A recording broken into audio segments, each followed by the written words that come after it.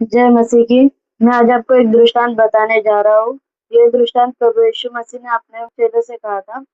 एक मनुष्य के दो पुत्र थे, एक छोटा पुत्र, एक बड़ा पुत्र। छोटा पुत्र अपने पढ़ाई करता था और बड़ा पुत्र खेत में काम करता था।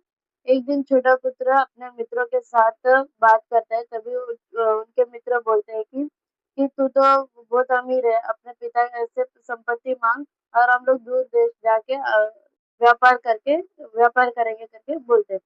तो छोटा पुत्र अपने पिता से अपने हिस्से की संपत्ति मांगता है। तभी उसके पिता उसे अपना संपत्ति दे देते हैं। तो वो अपना संपत्ति लेके दूर देश में चले जाता है और वहाँ पर मौज-मस्ती में अपना पूरा संपत्ति उड़ा देता है। तो उस देश में थोड़े दिन में अकाल आता है। अकाल की वजह से उसे खाने के लिए कुछ नहीं रहता। तो उस गाँव के एक मनुष्य के पास जाके सूअरों को चराने का काम उसको मिलता है। तो एक दिन सूअरों को चराने का काम कर रहा था, तभी उसे इतना भूख लगा था कि वो सूअर लोग जो खाते हैं वो भी उसको खाने का मन हुआ, मगर उसको कोई कुछ नहीं दिया। तो फिर वो सोचता है कि मेरे पिता के पास तो इतना संपत्ति है और उधर जो भी मजदूर है उनको भी पेट भर के खाना मिलता है, अधिक रोटी मिलता है, मगर मैं इधर भूखा मर रहा हूँ करके वो सोचता है।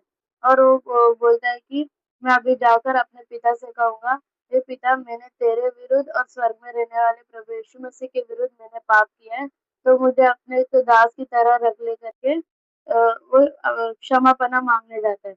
तो तभी वो अपने पिता से कहता है, तो उसके पिता दूर से उसको देख के पहचान के उसके पास दौड़कर आके उसे गले लगाते हैं।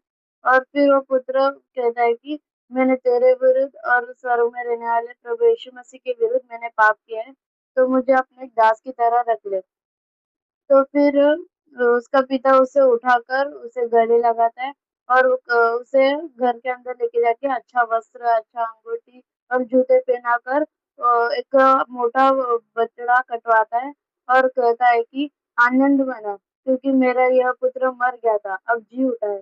वह खो गया था, अब मिल चुका है, कहकर वो आनंद मनाने लगे। तो तभी वो उसका एक बड़ा भाई जो खेत में काम कर रहा था, वह घर आते समय घर आ रहा था, तभी उसे नाचने गाने की आवाज सुन के वो एक दास को बुलाकर पूछता है कि यह क्या हो रहा है।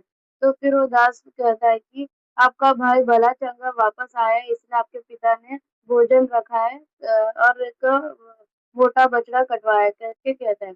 तो फिर उसका बड़ा भाई क्रोध से भर के घर में आना ही नहीं चाह रहा था, वो बाहर ही था। तभी उसके पिता बाहर आकर उसे समझाते कि अंदर आजा, अभी आनंद मनाने है।